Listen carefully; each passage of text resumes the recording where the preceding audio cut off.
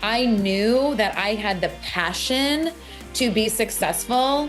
So I was willing to do whatever that meant. You've got to put in the work. You've got to be willing to do hard things. You have to be willing to do what others wouldn't do.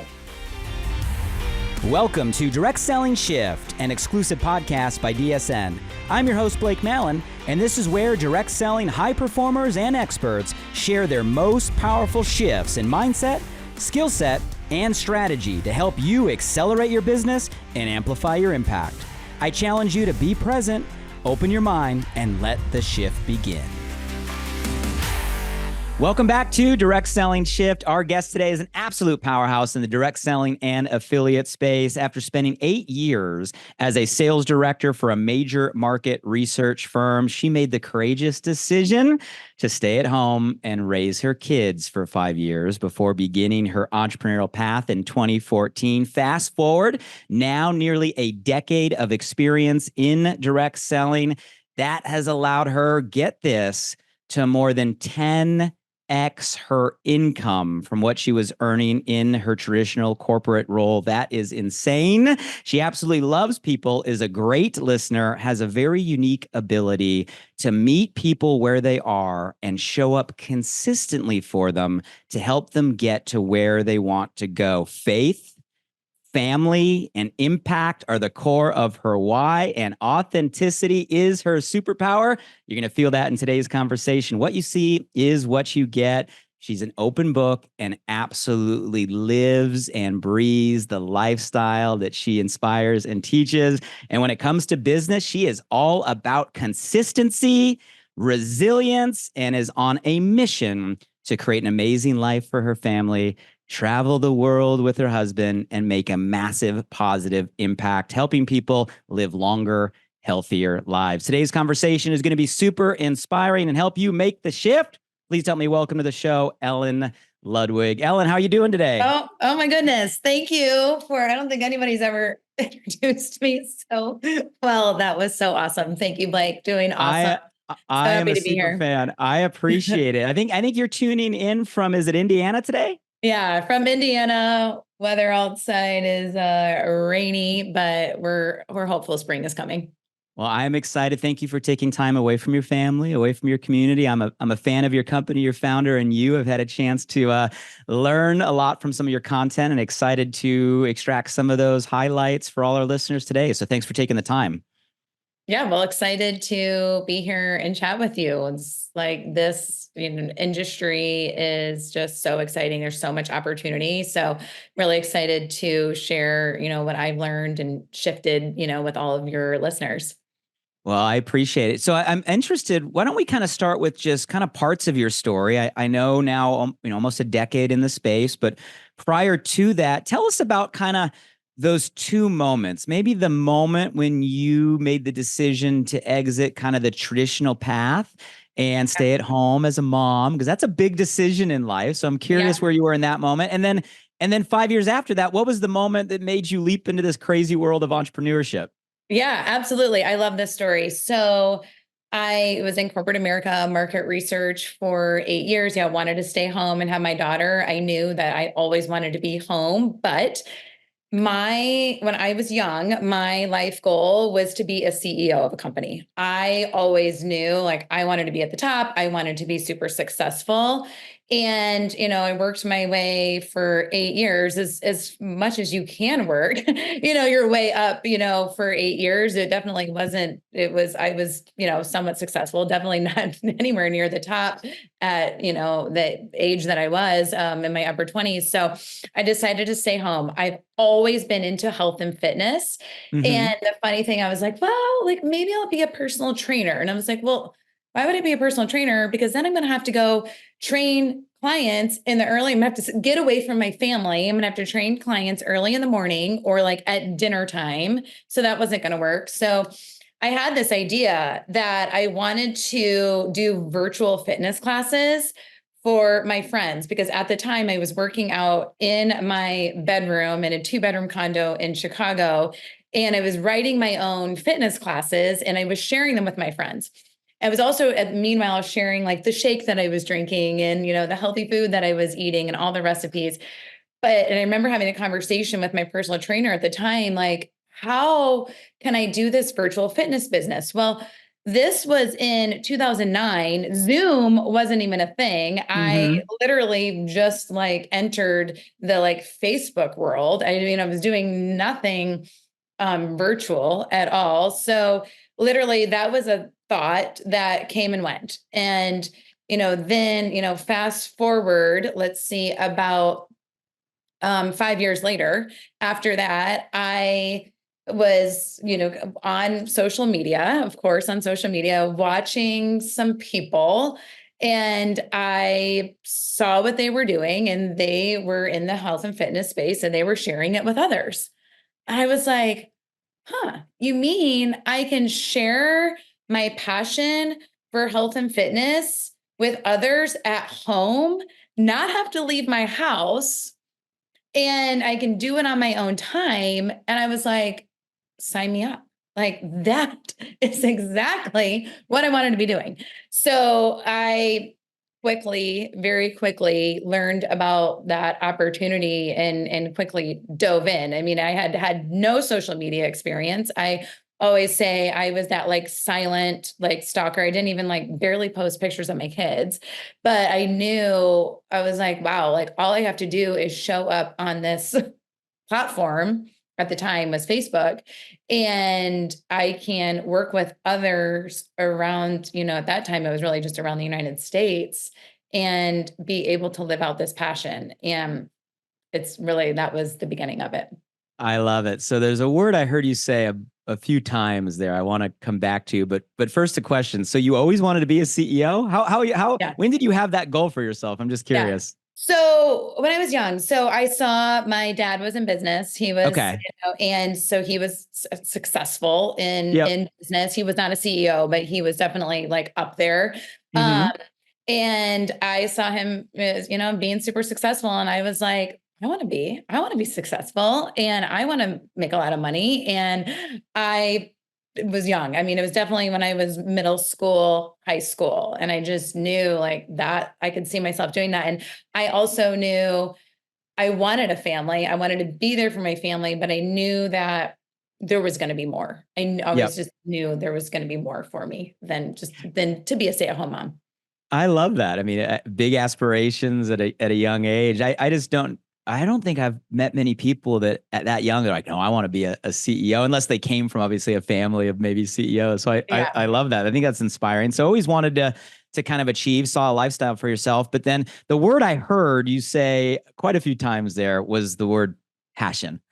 And I think you said you were how old were you when you first realized you have a passion for kind of the health and fitness Yeah. space? Okay. I was young. So I remember that when I was 12 years old, I was young, Okay. and there was a specific story. Like I was in middle school. I lived in this small town. Our middle school was here. Our high school was there. We were able to like view the track. There was a girl that was running track in high school. She looked amazing. She had amazing legs. She had this amazing body. And I was like, oh, I'm going to look like her. And if I'm going to look like her, I'm going to need to run. So I'm going to need to start exercising and not just playing sports. So I dabbled in a lot of different sports when I was in middle school and high school, but I went to the gym. So I went to our local gym. I took classes. I did the Mm-hmm. Stairmaster all the time, right? All the things. And I quickly realized that there was a reward for exercising. And that reward, not only it was the way it made you feel, but it was, the way it made you look, all of those things. And I was like, wow. And at that time, I mean, I can't really remember a time in my life where exercise has never been, it's always been a big part of my life since I was. Mm-hmm. It's interesting. So 12 years old, you realized you really had a passion. And even when you're talking to all of us and those of you that are watching on YouTube and you can see Ellen, like you light up when you're talking about like health and wellness. And that's not everybody. I mean, for a lot of people, you mentioned the word exercise or working out, like they wouldn't put it in the passion zone, right? Maybe it's more like this is like pain, this is work. But for you, it's a real passion. Here's my question. I'm more curious. So you made a leap as an entrepreneur, doing something you were really passionate about. You said in your story, it's because, wow, I can do something I love. And get paid for it.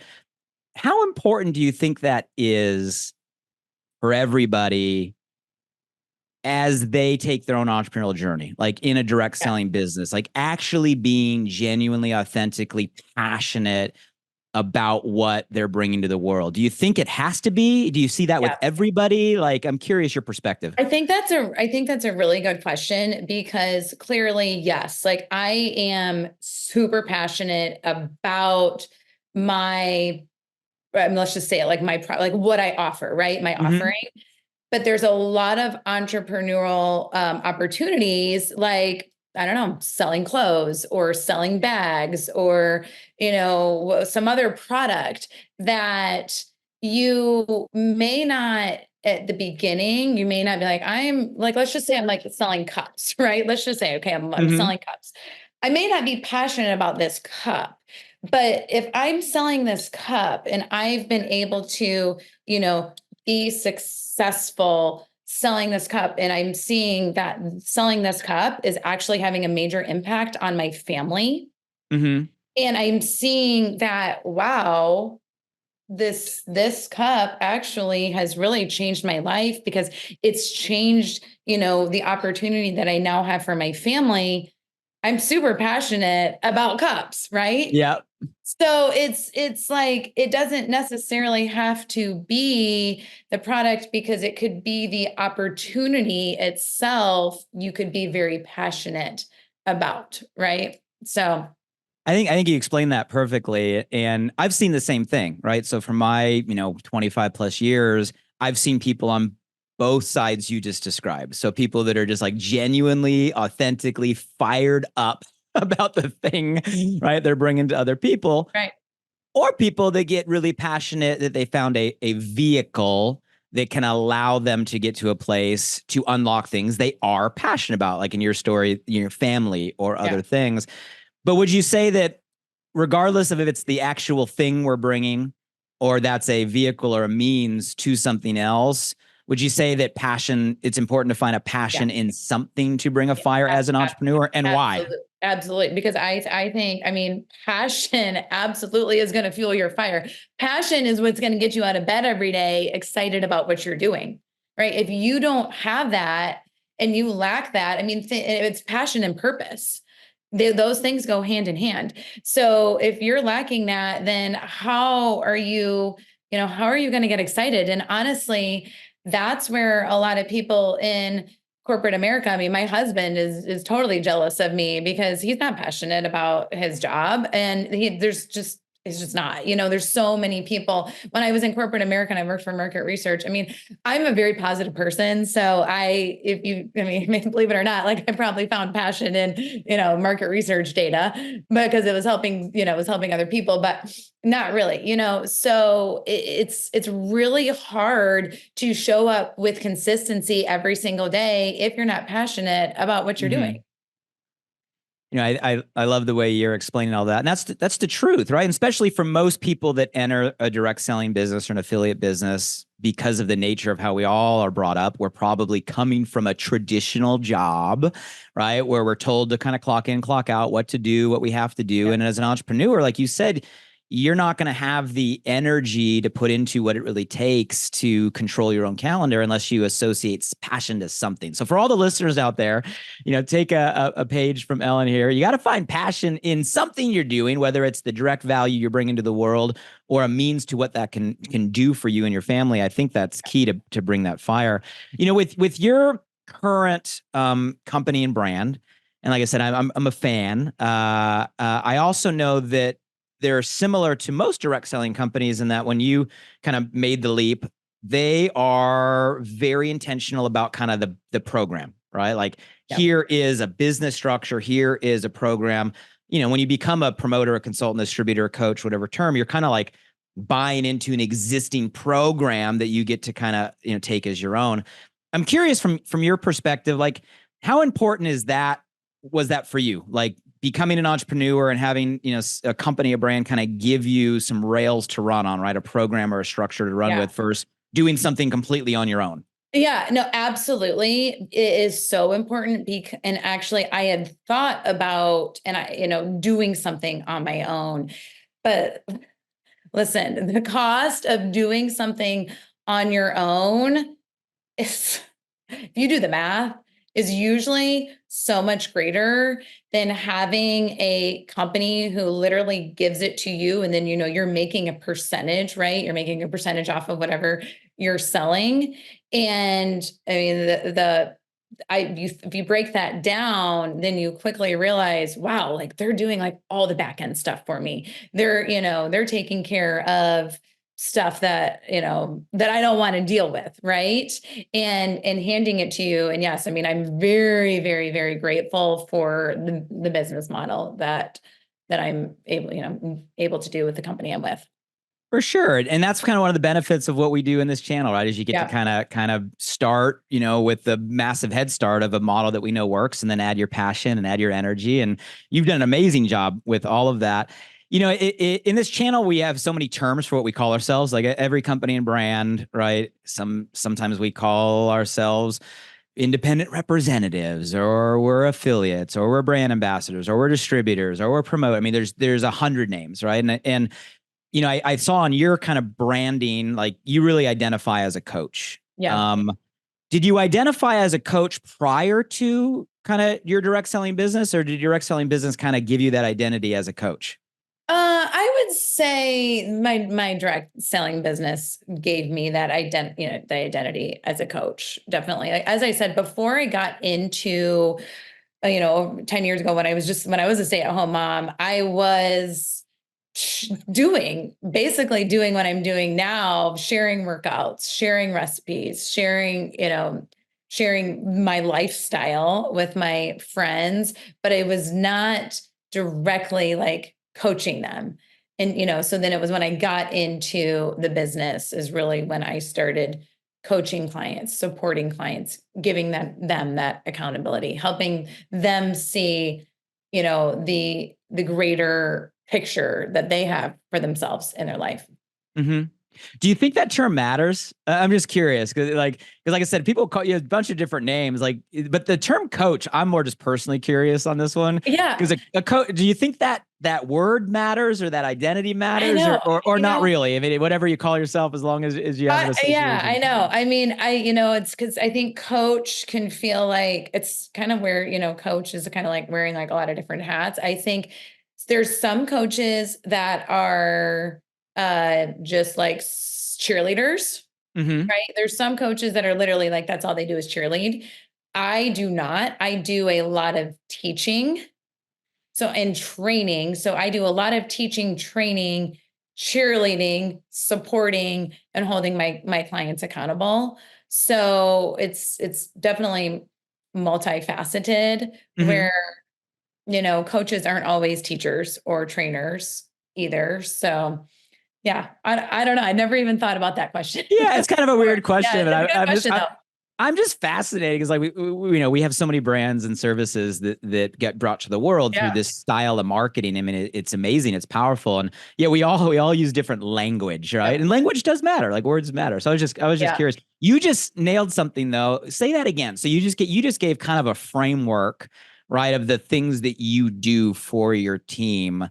Can you go a little deeper there on, okay, where do you spend your time? How do you look at all of those things? Like, how do you approach each and every one of those when it comes to you leading your business today? Yeah, that's a really good question because yes, as the CEO of my business, I do wear a lot of hats. But one thing that I have done in the past 2 years is hire a team. Okay. So I don't do it all. You absolutely, once you get, so far in a business, you can't do it all, right? Like there's literally not enough hours in the day. So, I'm mostly what I call like I'm mostly marketing and sales. Okay. Marketing and sales is where I really wear most of my hats now, but I am the trainer because I have a curriculum that I have, baked out, and whether it's, daily post or videos. So I am coaching, and then I have a team of clients, I mean of other coaches, or a team of coaches that actually do a lot more like cheerleading and supporting my clients. So I've had to bring in I've had to bring in, several people on my direct team so we can all run this successfully.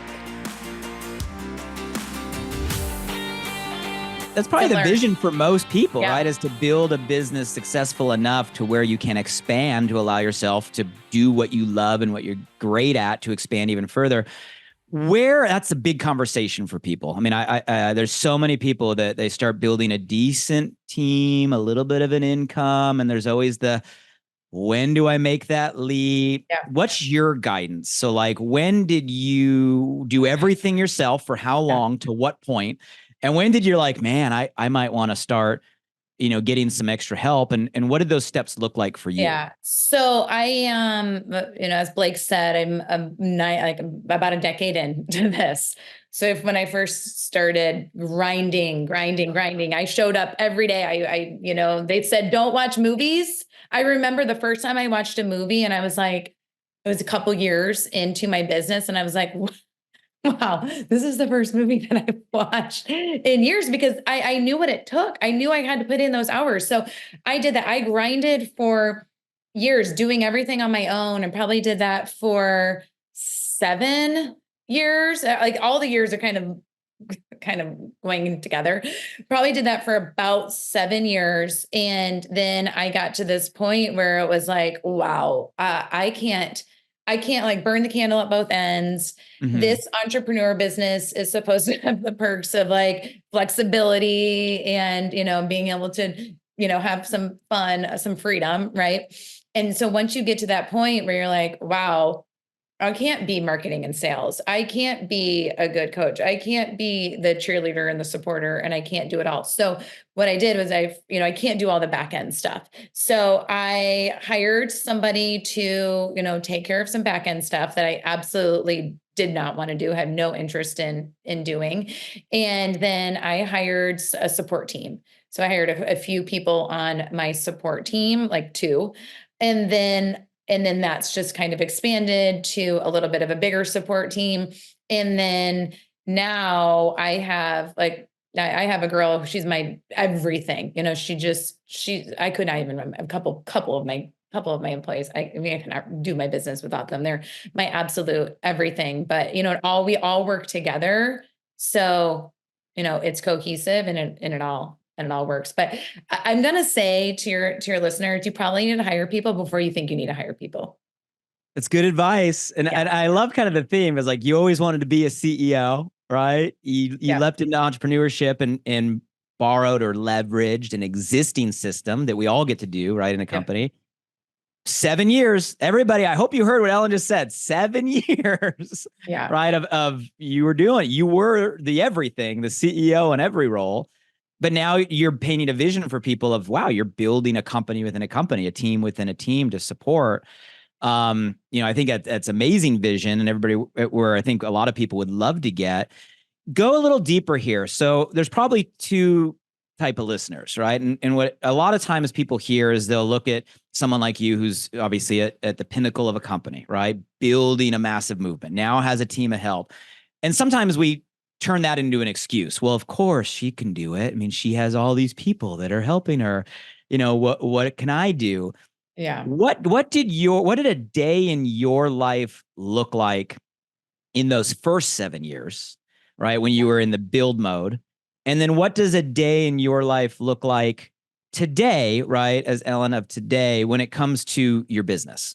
Yeah, that's a good question. So as I said, like before, in the beginning years, I mean, it would be getting up, working out really early because I had young kids. So I had to get that done. That was like my business, but that was also my passion. So, you do that, get the kids off. And, if they were like in preschool or whatever, I would work, the whole time that they were in school. Then, I mean, just going to be honest, my son would come home and I would pop a laptop or an iPad in front of him. I mean, I very much sacrificed. I poured myself into my business and not my family in my early years. And now I've kind of shifted those things, but I did what I had to do, because I was willing to do things that other people weren't willing to do, right? Like that's what being an entrepreneur is, willing to do things that other people aren't willing to do to be successful. So come home. I mean, I'm working like, maybe take a little bit of break, but, grinding it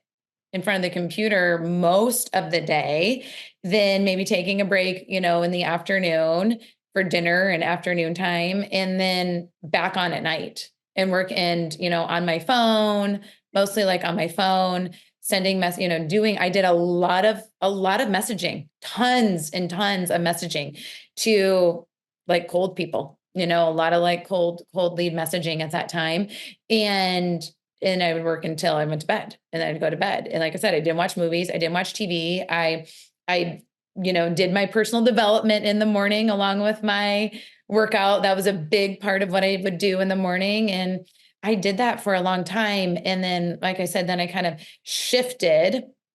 Now I just feel like I have more flexibility. I mean, I would kind of, I have older kids now, so I'm able to kind of shift things around a little bit. But now I spend more time exercising and walking and saunaing and, taking care of my health in the morning. And I work for a couple hours in the afternoon. I work, it's always about pockets of time. We as entrepreneurs know, like, our work is, in our hands, right? It's in your right hand at all times. So, there's a lot of like pockets of time work, but then, I'll work for a couple hours in the afternoon, usually before my kids get home. They get home, I'm able to have more time with them, more free time. And I don't, it kind of depends on the evening, but I'm definitely not working until I go to sleep. I'm Mhm. definitely watching movies. I'm watching shows with my husband before bed now. Like, I have more free time now. I can go on vacation now and know that my business is taken care of. Mhm. And there were years and years when I was like, I don't even know how do I schedule a vacation? And I mean, I'm still showing up every day on vacation because I'm still showing up on social media every day. Again, this isn't like just going the business doesn't sleep ever. Mhm. I do work every weekend. I don't can't imagine not working on a Saturday or a Sunday, but I always look at that as like sacrifice, because if I want to go get a facial on a Tuesday or a massage or whatever, I can, because I know it's there. I do it every day. So the Ellen of today, looking back on the Ellen, those first 3, 4, 5, 6, 7 years, my question for the Ellen of today is, was it worth it? Absolutely. Yes, yes, yes, yes. 100%. Like I said, yes. You've got to put in the work. You've got to be willing to do hard things. You have to be willing to do what others wouldn't do. So I did things that were out of my comfort zone. I sacrificed, yes, I sacrificed family time. And that's just a personal decision. I'm not saying that everyone has to sacrifice family time or stick their toddlers in front of an iPad, but it's just a personal decision. I wanted to be successful. I knew that I had the passion to be successful. So I was willing to do whatever that meant. I So appreciate you being so direct and just being real, because you have to do the work, right? And it's so easy to see people that are 10 years in or at the top of a rewards plan or on Instagram, right? Posting the how they're spending their days, yeah. and think that that's where you start. It doesn't matter who you are, what business you're in, what product you're promoting. You have to do the work in order to Yeah. unlock that lifestyle. So thank you for being so direct and being like, Yeah. yo, I did 7 years of putting in the time. Yeah. Yeah. I mean, and I have friends that have been in the business, and that's taken them a lot shorter. But, of course, everybody in this business is going to see results at different times. Of course, there's the people that like, oh my gosh, like overnight, they're like this like huge success, but that is not the norm at all. But if you keep with it, you keep putting your work in, and showing up and being consistent every day, you're going to see the fruits of your labor. I love it. And for all of you guys listening, it is worth it. And the future you is going to look back on the days right now and say the same thing Ellen just said. It is worth it. So if you're in the hustle and in the grind, you're doing the right thing. You're on the right path. Ellen, you said almost a decade, right? So almost a decade, a lot has shifted. I mean, a lot in the world has shifted, right? A lot within this channel has shifted, a lot within just where people are at today, right, has shifted. From your vantage point, like, what have been some of the largest shifts that you've seen in just this channel, right? This industry, this style of marketing, today versus previous years? Yeah. Well, I mean, just starting out, I mean, the biggest thing was, I mean, it's all been social media. Everything that I have done is 100% on social media. So that's why I love this business. I didn't want to so I don't do any face-to-face stuff. So when I first started, it was just, everything was on Facebook. And, I was just doing, on Facebook and videos. So we're still in videos. It's always been videos, you guys. It's like I was doing all these videos. I would do like all these workout videos just to attract people. But I on Facebook. So that was, the first thing. And then, Instagram was always just a platform to, for people to post pretty pictures on. Right. Mm-hmm. And then comes, oh, well, people are really shifting over to Instagram. So I think we need to learn this new platform. So I learned, got on Instagram, figured out how to do that. Really then when Instagram, went big, really focused on Instagram. I have a very big, what I would say is a pretty big presence on Facebook still. I know a lot of people don't, but I have a page there I started there, in 2014. So it's still going. So I didn't do similar stuff there. I push everything is the same, but shifting over to Instagram, that was a big shift. But then came, well, before it was stories, oh, it's Snapchat, right? Then it was oh, we all need to hop on Snapchat. So for a hot minute, I hopped on Snapchat because that's what we needed to do. And then that kind of turned into a teen thing. And, and then it was okay, well, we got to do these Instagram stories. And so this is what's going to happen. There's all these new things where we're oh, I mean, I got to talk on stories. I got to do this. I was really hesitant at first, but of course, then I was well, I mean, I'm going to have to do whatever we got to do to be successful. So get on stories, do that for a while. Then all of a sudden, TikTok is there. I am not on TikTok. I've tried TikTok. It's not my thing. It didn't feel like it was a lot. It's just not my thing. So anyways, but there is that TikTok. So you could be working that. But then Reels came out, right? And it was you better be doing Reels. And when those Reels came out, I was no way can I do these? This is scary. I'm going to have to be an actress. I'm going to have to learn how to dance. I'm I am not going to do this. So I was very hesitant. But when I finally decided to, and it wasn't even finally, it was pretty in the beginning stages of the Reels, I was I got to do this because if I don't do this, I'm going to be behind. And I have seen accounts that didn't hop on the Reels trend and they didn't grow. And I hopped on that Reels trend, and a couple months later, well, you know what? My account grew from 18,000 people. This was in 2022. My account popped up at the beginning of 2022 from 18,000 people, quickly up to 55,000, then quickly up to 118,000 by the end of 2022. And you know what I saw with that? My business expanded massively.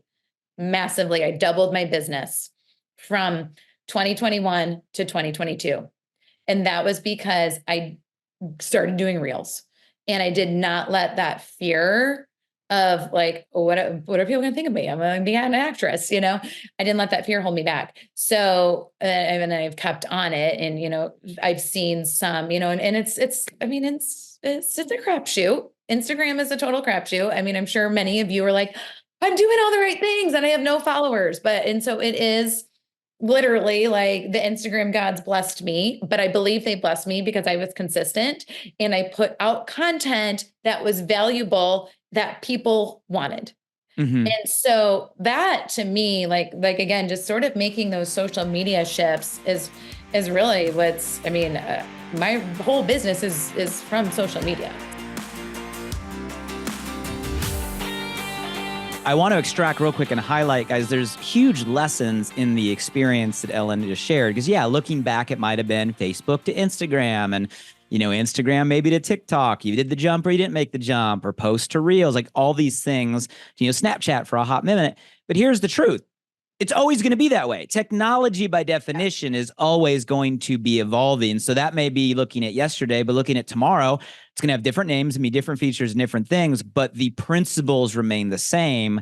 And Ellen, what I'm hearing is you embraced the shift. You were willing to jump in and try new things, find what works, not do the things that didn't resonate, do more of the things that were getting results. And I think that's always going to be the case. But diving to work, so you said all. So like literally 100% of your business right now is social media driven. There's nothing happening like in person. Like, No, none. Okay. 100%. None. And you said No. platforms. You're saying for you, it's like Facebook, Instagram right now? Facebook, Instagram. Yeah. My Facebook page definitely took a hiatus for a while, and it's like really picked up. I don't know. All of a sudden I'm like, there's people on Facebook. My demographic of women is 40s, 50s, 60s, and 70s, believe it or not. And I do feel like there's, I'm going to be 45 in a couple of weeks.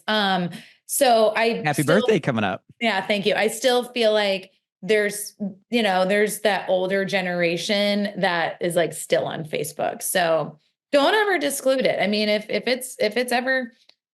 worked for you in the past, maybe it may work for you. So I mean, you knew your demographic just like that. How important is understanding a niche, so to speak, or a demographic or positioning? Is that important in our approach on social media? Absolutely. That is definitely another shift that I made, is talking to my ideal client. You absolutely need to know everything about your ideal client. Okay. It's like, who is she? What does she want? What does she think she needs to do? What does she actually need to do? What are her desired results? What are the results that you're actually going to get her? Okay. It's like six buckets, about 5 or 6 buckets. If you take the time to go through your ideal client, and in nearly every single post, you're talking to your ideal client, she's going to come to you, or he's going to come to you, whoever it is, he, she, whatever, it's like, whoever you're selling this cup to, like, who is that? Like, why do they need the cup? What's the cup going to do for them? All the things you need to know that. And if you don't know that about your client, or your potential buyer, you're missing the mark, because then you're just like casting this like wide net to everyone, instead of talking to the one person that's like, oh yeah. I mean, the way I look at it is, either they come across my reel comes across or my post, whatever it is, comes across their feed, and they're like shaking their head, and they're like, she gets me. I need this. She knows exactly what I need. Or they're at home and they're like, oh, I'm like not feeling really good. I need to like lose weight. Like, oh yeah, there's that girl on the internet. Her name is Ellen Ludwig. I need to go find her, and I need to go reach out to her. I mean, beautifully put. And when you were explaining that, you kind of put the visual in my head of, if you're just blasting content out in any direction for anyone, it's kind of like you're being a floodlight. But if you know who your target demographic, your avatars, you're saying your ideal client is, you kind of take that energy and focus it as a laser, right, to who you are going to support. So is that the way you think about creating content? So you answer these buckets you just eloquently gave us, and now you're going to create your reels or your posts or your stories. So are you literally thinking about the answers to those questions when you're creating that content? What does that look like for you? Always. So it's like, I know my client, she's in her 40s, 50s, or 60s. She is like, going through these like, different perimenopause, menopause stages of life. I know what she's struggling with. She's struggling with belly fat. I know she, is probably doing too much cardio. She's probably not lifting weights. She probably thinks she doesn't need to eat carbs. She needs more protein, but she doesn't know how to get more protein. So all of these buckets. So what did I do? Today I gave a recipe, but it's a high protein recipe. Yesterday I was like talking about, why she needs to eat carbs. Monday I'm talking about, or Tuesday, whatever, I'm talking about why she needs to eat protein, helping her through all of those things, and then when I'm promoting, yes, I'm talking about, do these things so you can see results, or don't do these things that she's, doing. So always thinking about either what she's doing, what she's not doing, what she needs to do, how she wants to feel, all of those things every time. I hope you guys are listening and taking notes because Ellen is literally giving you a content strategy or a content map that's working for her in a major way. It's not about posting your recipe book. It's not about posting your meal. Get the framework that she's delivering, right? Identifying those buckets for yourself and then creating content to answer what those are, right? For your business and your passion. I think that's gold, Ellen. Do you have any sort of rhythm, like on frequency, like you're posting X many times or X many types of content on X many platforms? Or like, are you down to that detail or is it arbitrary?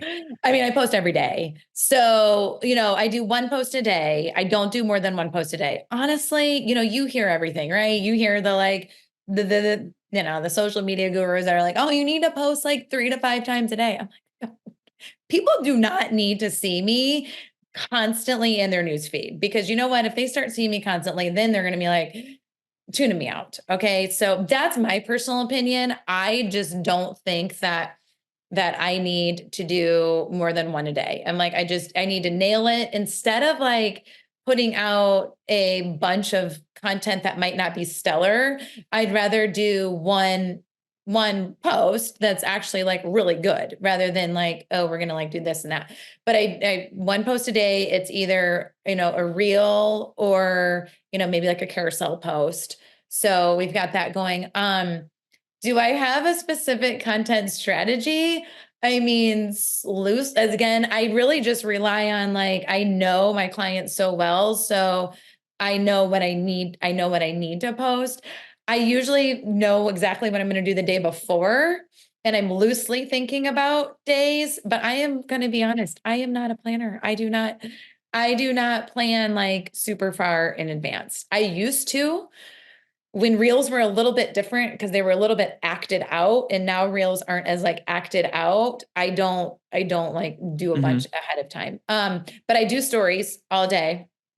So it's literally just right now it's like, the Instagram and Facebook posts are the same. And then I do my stories and that's it right now. I have a goal to get a YouTube channel going because clearly I love to talk, and, potentially have my own podcast, but I got to get that worked into my schedule for this year. I love it. Are there any go-to like tools or apps that you're using real frequently that you'd love to give our listeners to dive Yeah, into? I'm just literally Instagram. I mean, I don't like keep it simple. The Instagram, I used to do a lot of editing in like other apps. Did a lot of Reels editing in other apps, and now Reels has really upped their game. The way you can trim and fast forward and slow down and do all the things, and you can add all their fonts. And I mean, it's like you just do it all on the Instagram app. I mean, of course, Canva is really great for like carousel type posts. So yeah, I would definitely recommend Canva for those types of like graphics. I mean, so good. I mean, you just gave us all a framework to follow, right? And it doesn't matter who you are, what you're promoting, you can do what Ellen just gave for yourself in your own way. And that's going to create attraction, right? And that's going to create, new conversations and new customers and build a team. Is there anything you're doing kind of post sign up, so to speak, for your customers or your team to like once somebody's kind of you got them offline, right? Through the social media conversation, and now they're like a part of what you're doing to create community or bring Oh yeah. people together or create connection. Is there any bridge there? What does that look like? Yeah. Well, I mean, immediately post sign up, of course, they get like emails from me and, for my program. But then they are part of what my coaching is. I have groups. So that's what I start. It's a 6-week program. I start a group. Everybody starts at the same date. So they're all in a cohort together for their 6 weeks. And then they move into my larger community. So after they go through their 6 weeks and then they continue on with me, they are in a larger community. And I always tell them I have the best community ever I swear I have the most amazing clients. So we've really just created this amazing sense of community. I always say my larger community is like the best friend group that you never knew existed because I guarantee when we're in these like entrepreneurial roles, whatever we're, selling or promoting, we're not like talking about this stuff to our friends all the time, believe it or not. Like I don't talk health and fitness to my friends ever, really. Like that's not their passion. It's my passion. And so I have found women who I help, and then they're passionate about it. So then, we have this amazing community that, we're able to, we engage every single day over there. I absolutely love it. But I mean, so we have like a group sense of community there, but I even feel like just even on social media in general, like when you're on your stories and you're just like talking to your people, I mean, they feel like there's a community there. Like they feel like they know you. They feel like they're like your best friend. Like that's what you want. You want them again to be like, oh, they're thinking about you. They're thinking about whatever. Oh, Ellen, I watch her every day. Like I need to go send her a message because I want to go join her. That's a great point. I mean, if you know your demo, you're creating your content, you're kind of speaking to them. They feel like you're speaking right to them because of what you said earlier. It does create kind of a community even online. But what you said is actually a really unique kind of system where you said, okay, once someone becomes a customer, you're putting them in a community for 6 weeks.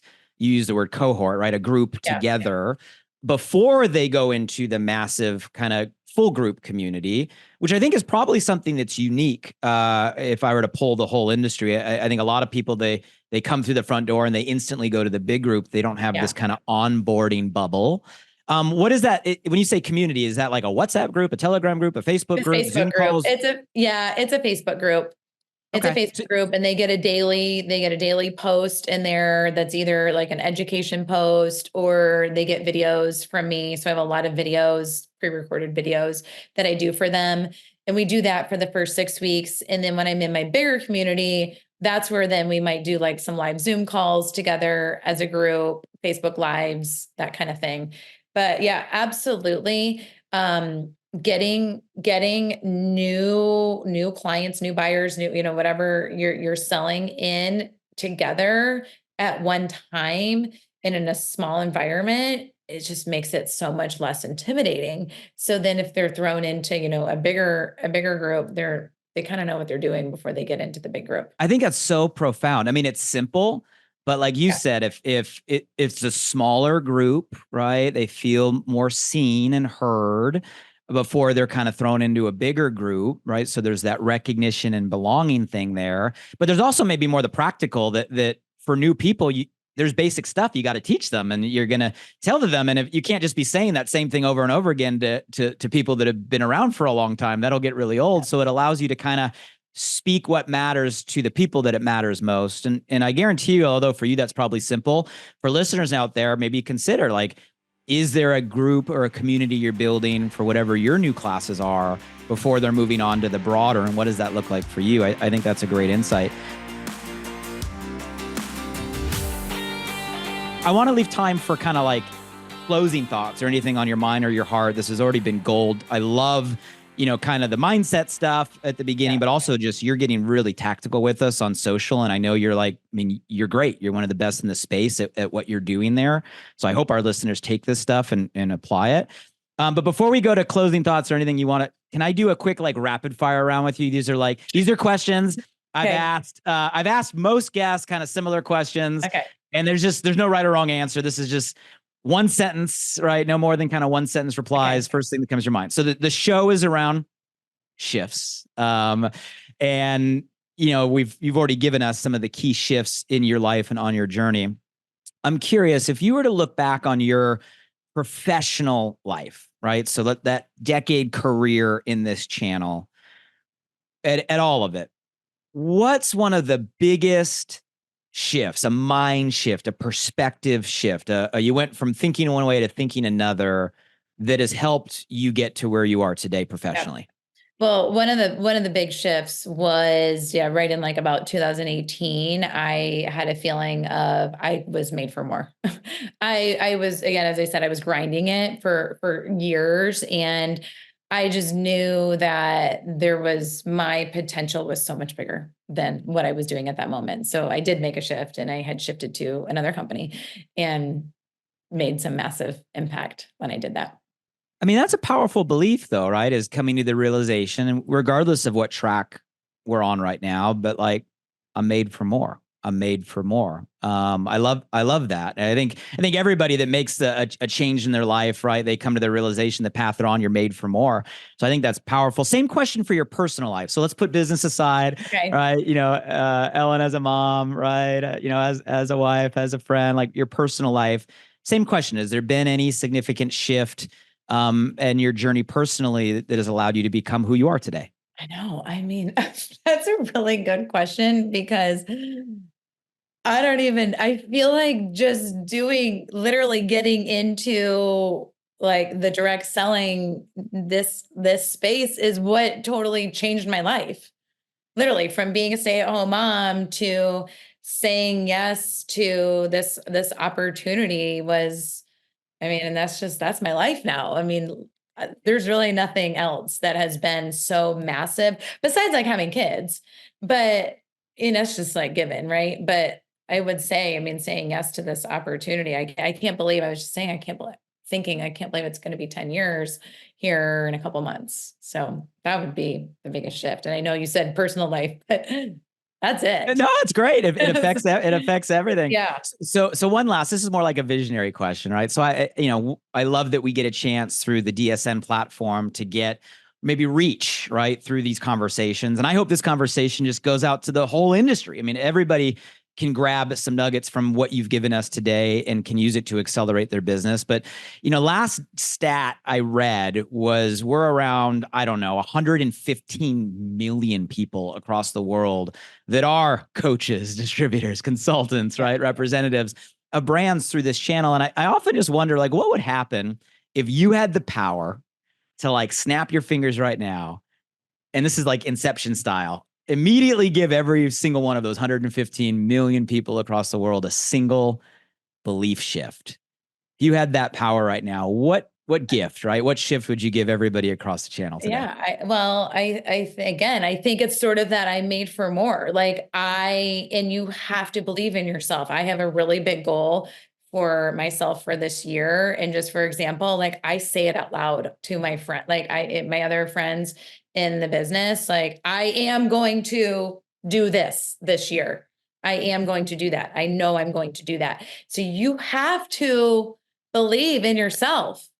If you don't believe in yourself and you don't believe you're capable of doing and achieving, what you want to achieve, then, nobody's going to do it for you. It starts with you. So you have to, again, like you are made for more. And you start by believing in yourself and believing that you can do that and speaking that to truth. So then it happens. I know that's kind of woo woo, like wonky, maybe like manifestation, but there is, and I know, I mean, if you're doing any personal development, which I'm hopefully everybody is or has done, you have to manifest all of those positive thoughts because you have to believe it, so it will happen.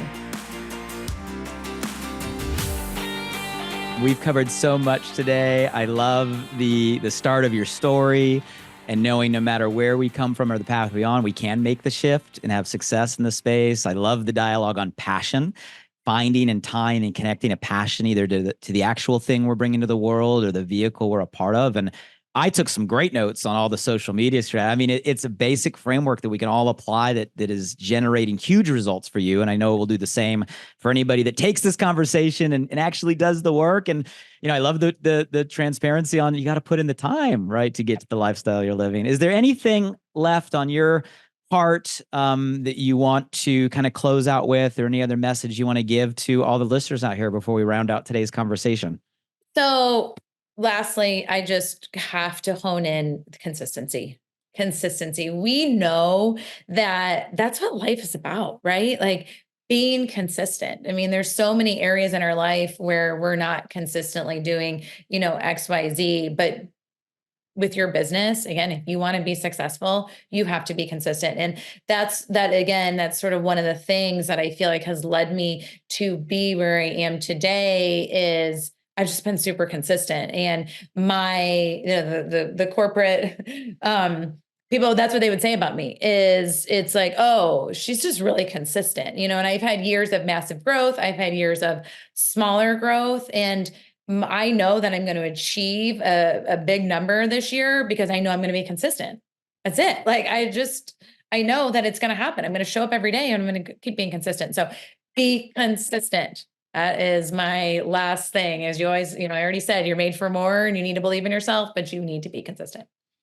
I love it. Well, Ellen, thank you so much for your time today, away from your team, away from your family. Congratulations on everything you are doing within your company, your brand, and really this community, and the lives you're making a real impact on, both at a consumer level and also obviously at an entrepreneur level. You're a light in the industry, and we appreciate you pouring into us today. And for all the listeners, let us know. The only reason we're all taking time out of all of our schedules is to add value. And today's conversation, I hope, brought a ton of value to you. I know if you apply some of the things Ellen gave to all of us, it will accelerate your business today. But let us know, drop by all the places, where we're at. Listen to us on Apple, on Spotify. Thank you for all the shares. We're on YouTube. You can see Ellen's amazing energy, her gorgeous jacket today. We're better on YouTube. You can catch us there. But drop by, and ratings and reviews are always appreciated. We read all of them, and they help us get these conversations out to even more people. DSN is doing a phenomenal job making it simple to share. So we got new social channels up. You can find Direct Selling Shift on all the major platforms. This show, there's some great little clips that you're able to share with your community, and always directsellingshift.com. Check out there for full episodes, and you can nominate future guests, topics. Let us know what is resonating and what you need so we can best serve you. Ellen, thank you so much for your time and your energy today. It has been absolutely amazing. And I hope this conversation gets out to so many people, because I know it will make an awesome impact. And thank you for giving us all the wisdom and insight today. I appreciate your time. Absolutely. Thanks, Blake. This was such a pleasure for having me. Thanks, everybody. Till next time.